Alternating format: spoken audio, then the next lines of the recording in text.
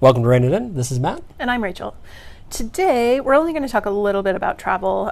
We did recently take a trip to Colorado, which was a real whirlwind trip and also our first flight since COVID. So we're going to talk about that a little bit. But we're also going to talk about the reason that we went to Colorado, which was we're building a tiny house. Or a guest cottage or a small abode or...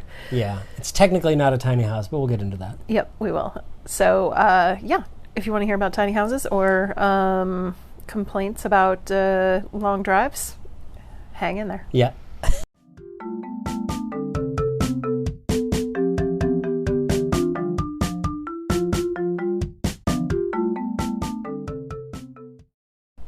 So it's hard to believe this is, in some ways only the 6th episode, but also the 6th episode of our 3rd season. For anybody who's new to the podcast, this is, we're two married nerds, kind of how we think of it, having a conversation about travel. Mostly travel, but over the COVID, it was also games and food, because we clearly weren't traveling as much. And now we're going to talk to you a little bit about one of our other big projects that we did during quarantine, essentially, right?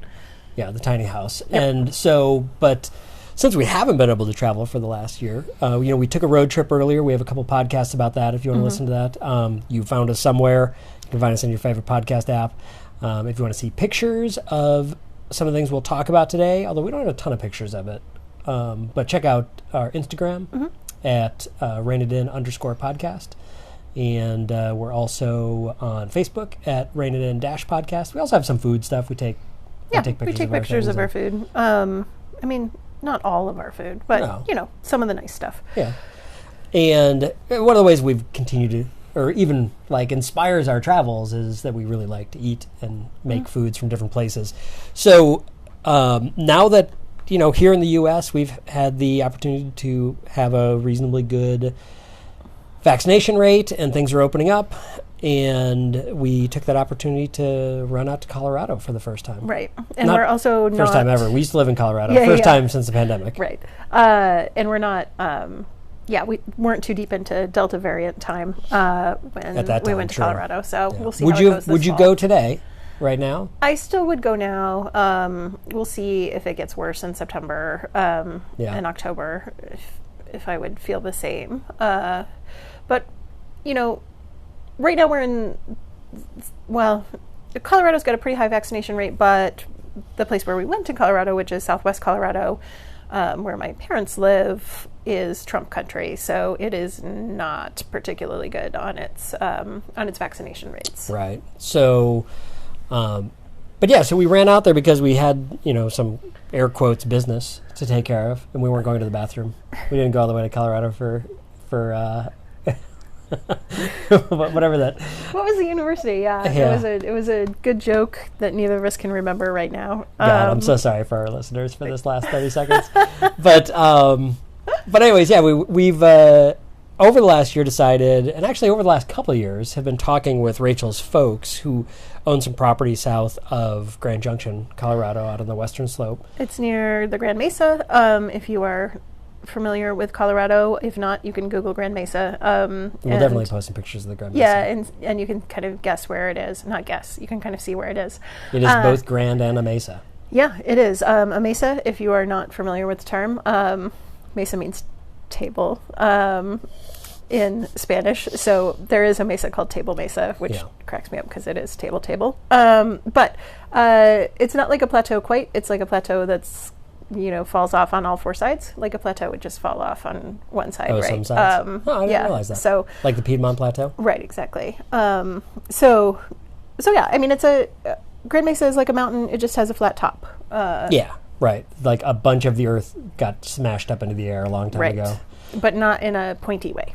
Right. And so they have an amazing house that they built. They built their dream home a few years back. And I'm only going to name drop the places that we decided to go with, not the places that we didn't, but they bought their home from Stillwater. Oh, yeah, right, Stillwater. Which is a kit company. Out of California? So, just if you're curious or you're looking to build something, like I said, we're only going to name drop the places we went with. And the other one just to give the spoiler, we went with Pan Abode for our small house. And so their house is definitely higher end than ours. Ours is quality, but affordable. Right. Theirs is, it's not ridiculous, but it's an amazing house. It's just really, really well insulated and built, and very sort of carefully thought out. Yeah. And ours will be as well. It's just it's a part-time home, right? So it doesn't need to have quite the same kind of quality as a full-time home, right? Yeah. And how many square feet is their house? Theirs is, I think, just around 1,000. Okay. And so part of the reason that we're doing this is when my folks built this home, they've had this property forever, so they have 20 acres. Right now there is, how much vineyard? An acre of vineyard on it? Maybe 2, there was maybe 1. There was up to 4 acres of vineyard at one point, and then they sort of backed off that as they've gotten older. But there's still a little bit of vineyard, but there's a lot of property that's just undeveloped there. So they've got these 20 acres about not quite 10 years ago, but coming up on 10 years. They built their sort of dream house, but their dream house only has 1 bedroom. Right. So when you go out there to visit, as one does if you're living in Georgia and your parents live in Colorado, there's nowhere for us to stay. So it's a tiny town. The hotels there aren't great. The Airbnbs are fine, but not necessarily that close. Yeah. We've stayed in their kind of outbuilding, but the outbuilding didn't have a bathroom. It did have running water, just not like a toilet. Yeah. So it works, right? Plenty of people visit their family and they have to stay places, but I think we're talking about a small town on the western slope of Colorado and they live on the outside of town, so even to go to a hotel is like a 10-minute drive, which is not the end of the world. Plenty of people do it, but it'd be kind of nice to just be a little closer. Right, and you can't have really an extended trip when you're spending $120 a night for a hotel, right? Yeah. You can, but it's just not as nice. So, and if I'm going to spend $120 a night on a hotel, I want to stay at a better hotel than that hotel. Well, yes, but I also want to be somewhere fancy. So anyway, that's such a cheap hotel in the grand scheme of things. If you're in a city, but anyway, yeah. So anyway, there's plenty of reasons to do it, and they have plenty of property space. I would like to go out there and spend more time as they get older. Yeah. Since they are sort of in the middle of nowhere, if they have surgery or get sick and need someone to come out and help, I would like to have a place to stay. If they eventually want to buy, I want to have sort of in-home care or nursing care or something like part-time help. It would be nice if that person had a place to stay. Yeah. And we may Airbnb it. That's still TBD. Yeah. But we're designing it around that. But that'll be more the second half, right? The first half was we were going to talk about just the experience of flying for the first time after a year and a half. So I flew the last couple days and last couple days of February, the first couple days of March in 2020, right before everything locked down. I'd already had some work trip planned. I did that. I came back and was sort of like, that's probably going to be a while before we do that again. And it was a lot longer than we expected. Yeah, and my last flight, I think, was coming home from the UK, which you can go way back and listen to our UK podcast if you want. Living in the UK was so awesome. Yeah, visiting. Well, I also lived in the UK just a long time ago, but it was a lovely experience. Yeah. But yeah, flying, honestly, it kind of felt like it was right back to where it was in a lot of ways. There were a lot of people. It honestly wasn't quite as crowded as it used to be. Because we made it through security. Oh, Jesus. There was no line. So we made it through security in approximately 2 minutes. At the Atlanta airport, that's short. So pre-COVID times, so we live in Atlanta, in Midtown Atlanta, and we're within walking distance of MARTA, which is our subway / mass transit. And we generally take the train to the airport because it's easier. You don't have to park. Sometimes, honestly, it takes a little bit longer, but it's more... It's more reliable. I mean, than traffic. Yeah, you never know, like, if someone gets in an accident in front of you, like, what's going to happen. So I had a coworker, I think I told you this, but this was like 2-3 years ago. She was taking a lift to the airport for a work trip, and they hit like a bunch of lumber that was in the fast lane on the highway. They were fine. The car wasn't necessarily drivable afterwards because I think they like popped a tire or something worse, but they ended up in the median. And she had a plane to catch to like meet a client, and it was a little tense. So yeah, I mean, so that's never going to happen when you're on the train. We have had a train breakdown on us twice in one trip. Twice in one trip. That was very unusual. But I have flown out of Atlanta so often and never had a problem. Yeah, and I used to once had a problem. I used to take the train to work 5 days a week for like the first 5 years we lived here. Actually, I take that back. Probably the first 7 years we lived here, and then over the last couple of years, it's getting a little less and less. But it's pretty reliable. It's not like Japan. It's actually. I mean, the trains don't come that often, right? So you might show up and have just missed a train, and you're going to have to wait 7 minutes or 15 minutes, depending on if it's during the week or on the weekend. And the train might be 5 or 10 minutes late sometimes. But yeah, I mean, it's not like Europe and it's not like Japan, but it is totally workable. Yeah. If you're going anywhere along like sort of the main corridor in Atlanta, if you're going downtown, if you're going to Midtown, if you're going to Buckhead, any of those places are super easy to access on the train. And it's also, there's sorry, we live in Atlanta. We have a pretty like there's parts of the city that aren't as much, but there's definitely some very race and class related divides in this town. Yeah. And so there's a large portion of Atlanta that is not comfortable taking the train. If anybody's listening to this that might be in that category, like, it is safe. Like I said, I took it for years and years. I saw a couple weird things happen, but that was on a daily basis, and nothing bad ever happened. I never got mugged. I never was part of an altercation. So, I mean, and I've never had a problem either. It's pretty consistent. And where I was going with the story too, sorry, I didn't mean to cut you off. No, that's fine.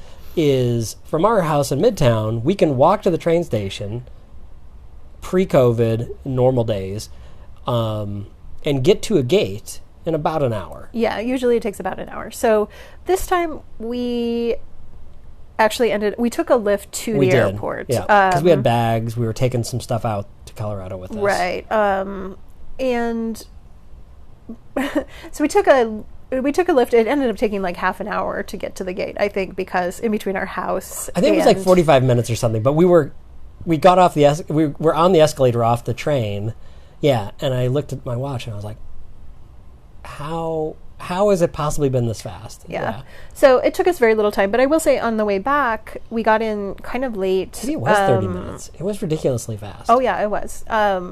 So when we got back, though, we got back late on a Sunday, and which is when we would normally take a car. Yeah, because usually if it's like after 11, I'm like, I'm not worried about the train. I'm just more worried about my neighborhood.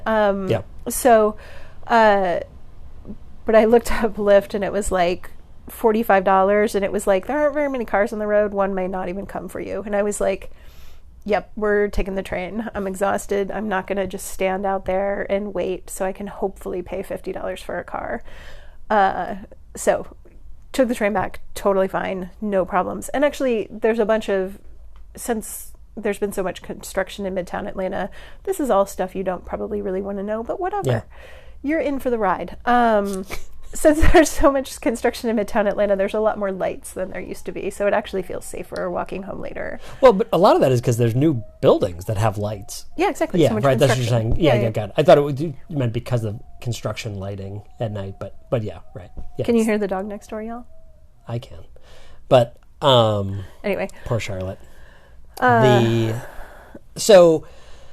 Anyways, we got flying. Yeah, flying. We got to our gate in an incredibly fast time. We decided we definitely wanted an airport beer while we were there because it had been so long since we had an airport beer.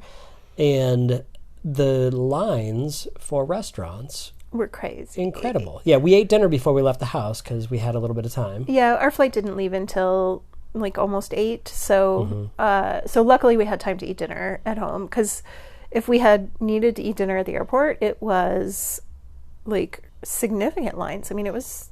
And I think part of it was because like not everything was open, and I don't know why. But it was in Atlanta, when we were in Denver, and when we were in Salt Lake City, there were lines at everything. Huge lines. I mean, I don't know, maybe they just have fewer people working in the restaurants, so things are slower. Some of them aren't open again yet. But yeah, it was bonkers. We did end up successfully buying a sandwich in Salt Lake, just from like a walk up. And thank God, I mean, for everyone out there that sells sandwiches like condiments on the side. Oh yeah, please keep that up. It's a lifesaver, because I would not have been able to buy one with mayonnaise on it. Yeah, I will eat any condiments. Rachel is mostly condiment free. I am fundamentally anti-mayonnaise, and mustard would also ruin something for me. But so I guess the tip of the show here is, if you're looking to fly, if you haven't flown recently, like pack a snack. Yeah, or give yourself to eat a lot of extra time if you need to. Because I mean, there were a solid 30 people in a lot of those lines. Just for fast food. So, I mean, we got our airport beer. We got a spot at the bar. We just kind of like, waited for an opening and got our way in there, and it was no problem. And, we had, obviously Grand Junction Airport is very different, but we had perfectly good luck getting a beer in Grand Junction. But, we are wearing a mask most of the time. The airports are requiring it, right? So, take it off to take a drink and put it back on. A lot of people in the restaurants would just take it off once they sat down, which I guess I can appreciate too, for sure. I think that's kind of normal a lot of places too. Wear a mask until you get to your table. But we were at the bar, so we were a little closer to people. Yeah, and I'd say, we made sure we brought and had handy like cleaning wipes once we got on the plane and wiped things down. And honestly, we started doing that in 2019 anyway, when we went to Japan. Yeah. And it was kind of a nice thing to do. You just got them with you and you just wipe things down, and you don't have to worry about it. You don't have to worry about like the weird soda spill that was on the tray anyway, right? So just clean it up. When I flew to the UK, actually, the lady next to me pulled out some wipes and was like, "Do you mind if I wipe yours down? I'm sorry, I know it's weird." And I was like, "No, it's not weird at all. Like, have at it. You're not seeming like a weird traveler to me. By all means." But yeah, we flew Delta. They're doing all seats. All the planes we took were totally full. They were, yeah. I mean, maybe they're flying fewer flights still, and so the planes are really full. I mean, it's better to be on a full plane anyway for environmental reasons, for sure. But it was fun. It was nice to get moving again. And then we showed up in Colorado. It was a nightmare getting picked up. I mean, I felt so bad for my parents because there's construction at the airport, and so they were in like an hour-long line to just like pull into the area where you pick people up. So if you are flying into DIA anytime soon, be aware that it's a nightmare. And if you're coming in there during the day... It's always been a nightmare. Anyway. Maybe just hop on the light rail. Yeah. And get to a station that's like kind of at the end of Peña Boulevard and have someone pick you up there, because I bet that light rail ride doesn't take you very long. You don't have to stand in that like exhaust-filled like underground space that's hot and stinky and so chaotic. Yeah. And I will say the light rail station is bright and full of light, and I've never been to it because it didn't exist last time. Right, and delightful. So we came in very late, so it was like 11 when we got in. So it wasn't quite as feasible for us, but I think in the future, even if someone wants to pick me up, I'm going to say, please pick me up at a light rail station. Yeah, we'll let you know when we're coming. Because it seems so much more like rational. I'll take a light rail to the closest that I can get to you, and then you can pick me up there. Yeah. Yeah, there's been a few times where we've flown somewhere where I thought about taking like one of the hotel shuttles to the hotel and then calling a Lyft. Yeah, I mean, I think that's I haven't ever tried that, but I think it's also not a bad idea. Yeah. I certainly have left my luggage at hotels that I'm not staying at, but I've never taken a shuttle from a hotel that I wasn't staying at. So anyway, we're sort of off topic. Yeah. So we'll wrap up the first section here because we're already at almost 20 minutes. We were in Colorado. We had a whirlwind tour when we got there. We flew into Denver. Our plan was to meet Rachel's folks. We went to IKEA. We wanted things for the small house, house, which we're going to talk about when we get back. And then we were going to drive across the mountains, which we did, but it takes a long freaking time to drive across the mountains. Yep. Rachel also had I had a seminar at the Auschwitz Museum that's happening online, so I had like a bunch of Holocaust education smashed in there as well. Yeah, but the awesome part was I got to get together with my dad and stepmother with your folks. Who happened to be in town, yeah. Who just happened to be in town. And we had a really successful trip to IKEA too, which was great. I was anticipating that it might be a nightmare, but it wasn't. That was fully based on planning because they had all the stuff, right? And I had spent time the day before just like figuring out what bins and aisles everything was in. So I was like, okay, I have everything I need. And then whatever additional we want to get, we can, but like the things that are really important, I have planned out. Yeah, so we got a bunch of things that didn't seem like were available for shipping from IKEA or that we just kind of wanted to get separate. So we got a bunch of those things. And Rachel's folks also wanted to walk through IKEA. They'd only been to an IKEA one other time. Yeah. We were there for like over 3 hours. We were there for a long time, but everybody went in with a full belly. Super important for IKEA. We had lunch beforehand. We didn't have water with us. I bought water on the way out, though, before we loaded up the car. Also important to stay hydrated. Yeah. And nobody had a freak out. So I thought I was going to early on. I think communication is key when you're at IKEA. We started walking. There were some questions. We didn't get a lot of sleep because we got in late. We spent a little time with Rachel's folks, and we got up early. I got up really early. I got up at 5:45. Yeah, so you had gotten like 4 hours of sleep. I think I had like 5.5. And I said to Rachel, I was like, I am not going to be able to make any decisions today, so we should probably try not to do that. Right, yeah. I mean, and most of the decisions were already made, right? Which is what I had done the day before. It was like, I had measured things. I knew what we needed.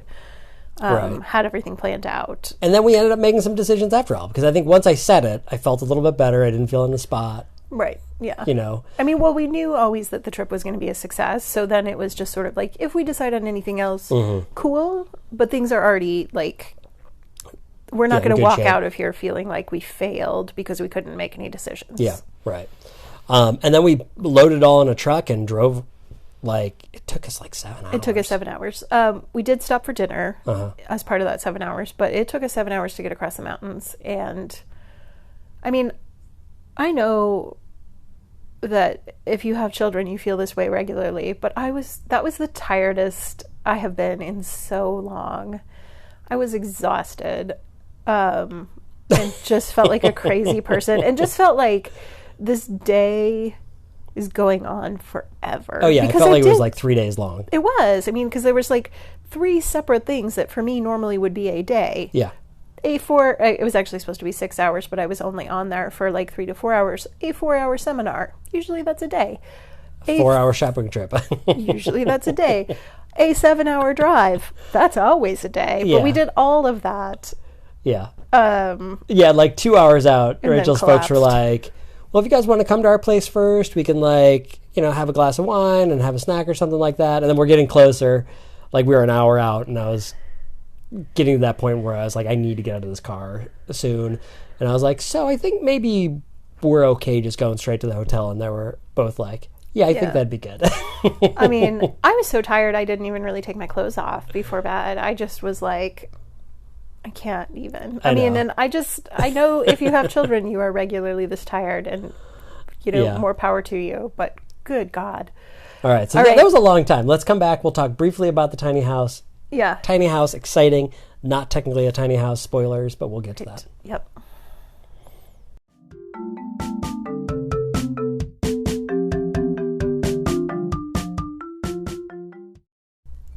So as we talked about a while ago, before we talked about planes for a little bit, we have decided to build this tiny house for a variety of reasons that I think are all good reasons. I've always kind of imagined a guest house at my parents' house where I could spend some time writing, since I'm an academic, and one of the things that I do that I don't have to do for my job technically, because I am not in a publisher parish job, but I like to write. So I've always sort of pictured this as oh my gosh, this would be great. Can go out there, can not be around distractions. I'll probably still have my Kindle full of romance novels, which is enough distraction. Anyway. Not to mention that whatever game that is you've been playing, anyway. Oh God, it's so bad. Anyway, so I'll pull the games off my phone before I go out there to write. Sounds good. So, like, I've always kind of envisioned this as a space. I find a lot of people I don't think find this, but like I find visiting my parents to be pretty relaxing, and I find the space that they live in like very calming. So being able to be there longer term seemed like great to me. Yeah. So once we decided to do this, we obviously had a lot of decisions to make, and we're still in the process of making a million decisions, but a lot of most of the biggest ones are at this point made. Yeah. I mean, the first part obviously was deciding we were going to do this. Right. And we talked a little bit about that at the top side. And then the second one was deciding how we were going to do this. And we started this, halfway through the pandemic? Probably like last summer? Yeah. I think started thinking about it like more seriously kind of last fall maybe, or like sort of late summer. Right. So when you're looking to build a small house, like tiny houses are obviously very popular right now. And I did have the joke, like, is a tiny house just a trailer with better marketing? In some ways it is, especially if you look at a lot of them that are on wheels and that are sort of long and skinny. So we knew we weren't ever going to want to move this. So one that was on wheels didn't seem like a particularly attractive option to us. We also, the ones that are long and skinny, like really, you watch those tiny house things on YouTube or on HGTV, and there's like such clever use of space, but everything looks a little uncomfortable.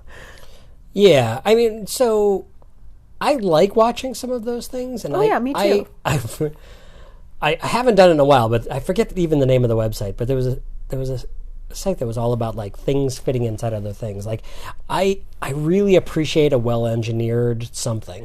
Yeah. But at the same time, all those couches look uncomfortable. Like, well, a lot of times is it really necessary? And when we started looking at it, we don't have on this property, as Rachel mentioned, like 20 acres. Our restriction is not space. Right. Our restriction is budget. And so, but to build a like 300 versus 500,000 square foot house. 500,000? I'm sorry. Wow, that's a giant house. 300 square foot versus 500 square foot house is... The cost difference is nominal on that part. Right, to some extent, right? I mean, it's definitely, there's a number value that's different, but it's like the cost is not 200 times more. Right. And I mean, a lot of the places that build those tiny houses on wheels, or the like sort of very smartly designed ones, they're great, but they started at 80,000. Yeah, and right. I was like, that's too much money for me. So we just did. Oh, go for it. Some of them had like multiple years before you could even get a contract with them, because tiny houses are very popular right now. And so some of the companies are just overwhelmed with demand. Yeah. And so early on, Rachel did throughout this whole process, Rachel's done the lion's share of the research, but early on, Rachel did a bunch of research on some different companies. I leaned on YouTube because that's where I spend too much of my free time, and looked at some different companies, some different things, and started looking. And yeah, some people make some small and tiny homes that are amazing. But yeah, a lot of their starting costs were really $80,000, $100,000, $200,000, and that is not our budget. Yeah, definitely. And so we started looking at some that were a little more affordable. And that are kits as opposed to drive up. Right. Sort of. Yeah, because it just didn't... Plunk yourself down and be done. Yeah, we rather would have a little bit of extra footprint to not have to have anybody climbing stairs. Right. So there were a few considerations that were important to us. Like, I mean, we've talked about the idea of, like, having this as my parents get older. If we do ever Airbnb it, we're here in Georgia, they're in Colorado, and I didn't want them to have to worry about climbing stairs for an Airbnb. Like change bedding or something like that, or do cleaning. And I also, I have a brother who lives in Colorado who's not too far from there, who has some mobility issues, and it'd be kind of nice for him to have, like, just a place to, like, take a quick getaway if he wanted to. And he gets along really well with Rachel's folks, but he's not capable of climbing a bunch of stairs and or having to do yoga to get into some sort of space. Yeah. So we started looking at places that had somewhat more traditional footprints. Right. Bedroom on the main floor, for sure. And some of them we considered, like, bedroom on the main floor and also loft, which is certainly, like, an option that some places have. I didn't consider it that heavily, but just to say that is a thing that's out there. Well, and part of it, too, your folks' place it's one story, and we're talking about Colorado. If you've never been to the Western Slope, it's a different place. It's on the side of the Grand Mesa that we mentioned, and so there are mountains around, and the mesa is like 1,100,000 feet or something like that. 1100,000. What is going on? I've had a half a beer. It's like 11,000 feet. It's 11,000 feet. So it's high, right? Like, we're definitely up in the air, but it's not dramatic peaks, and it's really like high plains desert. Yeah, it's definitely desert. So when you're there, it is just this vast, sprawling openness, and the sky is amazingly huge. And usually very clear, although more and more fires during the summers impacts that, definitely. But I think, like, having a 2-story building on your parents' property would interfere with their property. Yeah. And it just would be out of place because everything else is kind of low to the ground. Yeah, that's true. So, considerations. Yeah. Didn't need to have things entirely tucked away. Yeah. Didn't want something with only a loft bed for a variety of reasons. Had the space to spread out if we wanted, but we also didn't want a house that was as big as my parents' house, which is only 1,000 square feet. So, I mean, we didn't want to be like, here, have a second house. It's just as big as yours. So, I mean, there are a lot of, like, sort of, we had a lot of flexibility, but like, as we sort of just, like, dialed it in and thought about all the different options, this is kind of where we ended up. And actually, Matt talked about all the research that I did, but it sort of ended up being the builder that built my parents' place. That was also going to work with us to build this. Had worked with this company, Panabode, before, so he recommended them. We initially discounted them. I looked at them, and I sent just, like, an automated email, and I think I didn't get a response. Once we sent an email, not from the, like, contact information, but to the actual person, they've been great. They've been super communicative. Yeah, super great. Well, and the other thing, too, is I think in that first section, their site has too much information. It's confusing because they try to tell you everything.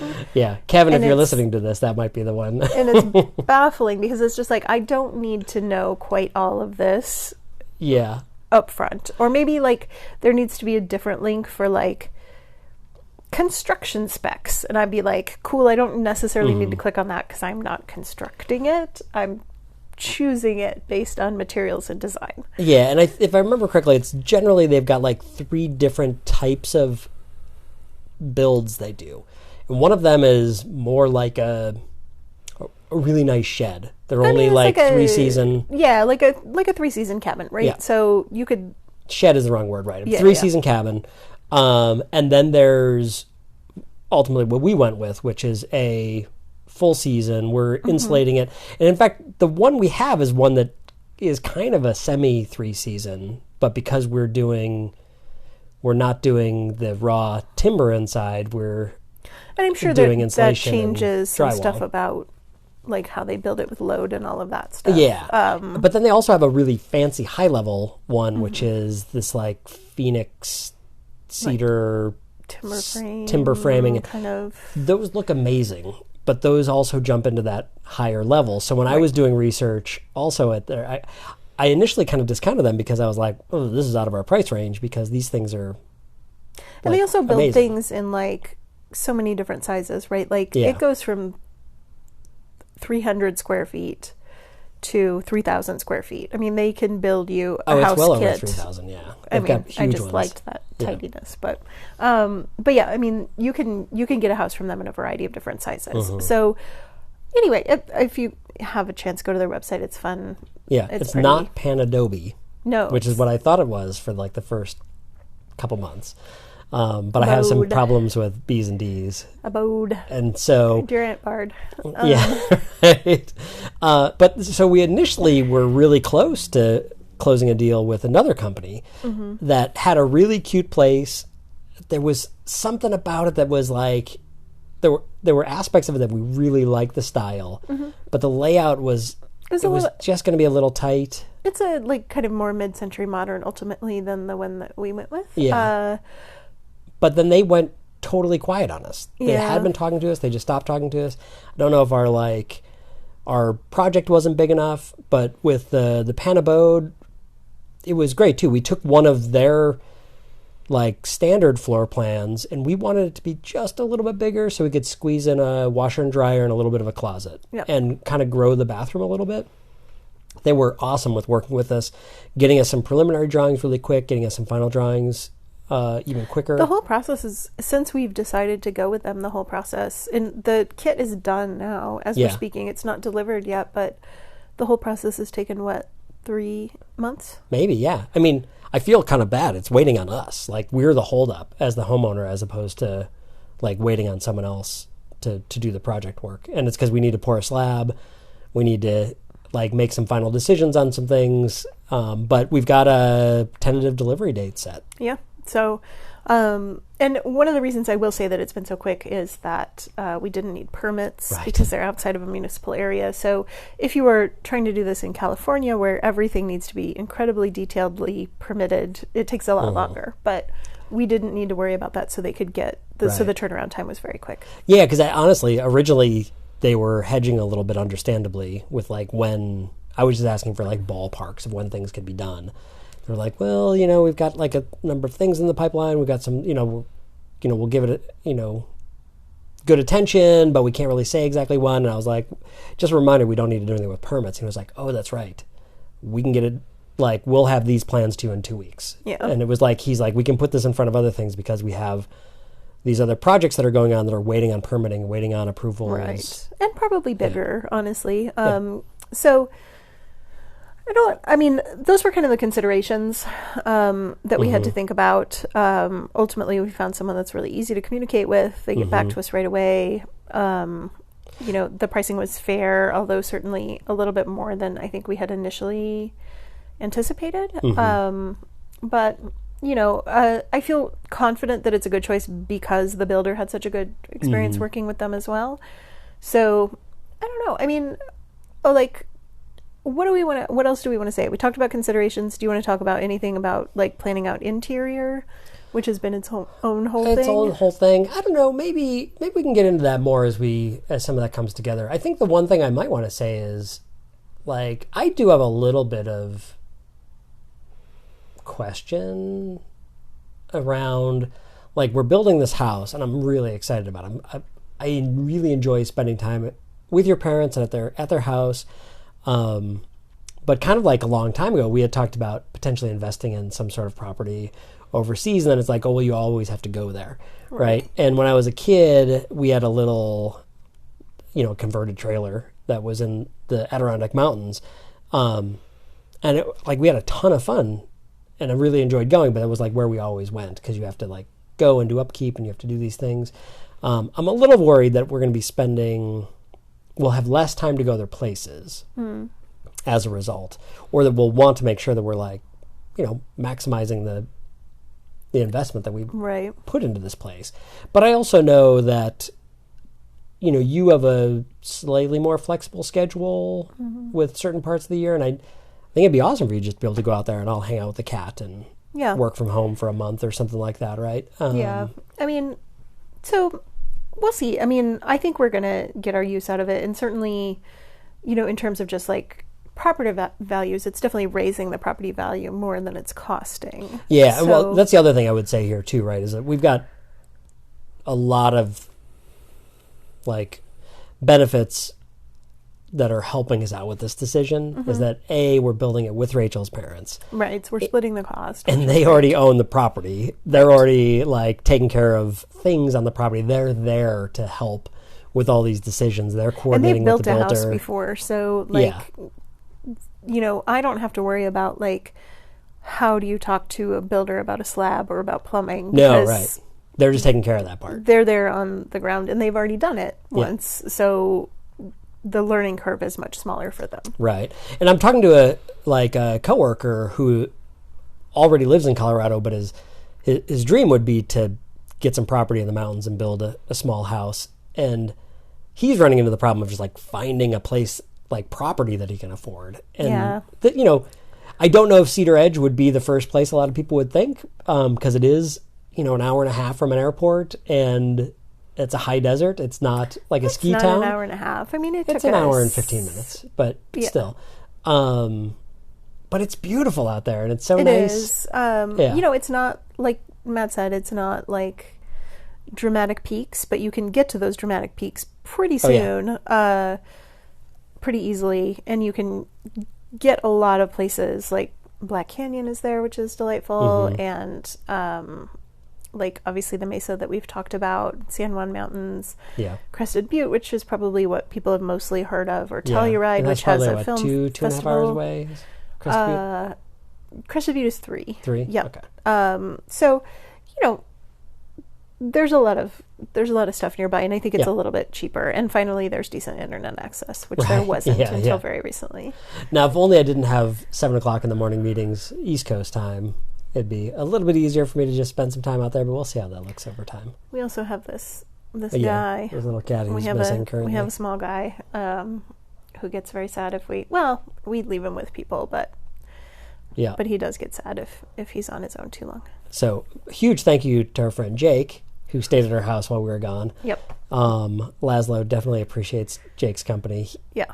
We were only gone for 3 days or something like that, but like even when we're gone for 3 days and we have other people stay here sometimes, he seemed like he was in a better mood after Jake. Yeah. So I think Jake does an awesome job. I mean, he's like other cats that I've had, I could leave him for a week and it would be no problem. Yeah. Laszlo, he just gets so sad when he doesn't have humans around. So and then he's FIV positive, so he gets when he gets stressed and sad, he gets sick. So anyway, so we gotta tiny house coming together. We're going to wrap up. So we will talk about this again in the future as we kind of consider a little bit more of interior design and the choices that we're making there. Yeah, we'll post some pictures of the view from the front of the house where we've decided the slab will be poured, and we'll post that to Instagram. It's actually already there if you look at our older posts. Yeah. So thanks for listening to us talk about planes and tiny houses and trains and automobiles. We talked about all of it. I know. I was going to say, when you said we talked about flights for a long time, we talked about trains for a long time. Yeah. We talked about planes, trains, and automobiles and little houses. Yep. All right. So to wrap up, you'll catch this in the very end if you've made it this far. Thanks. And go ahead and subscribe if you're interested, if you want to hear any more of this, to hear more of our stories. Hopefully, as time goes on, we'll have even more stories about travel. I think our next episode will probably be Huntsville, Alabama, which is like space the Riviera. Tourism. But we're going to do some space tourism and meet up some friends and do some fun stuff. Yep. All right. Great. Till next time. Adios.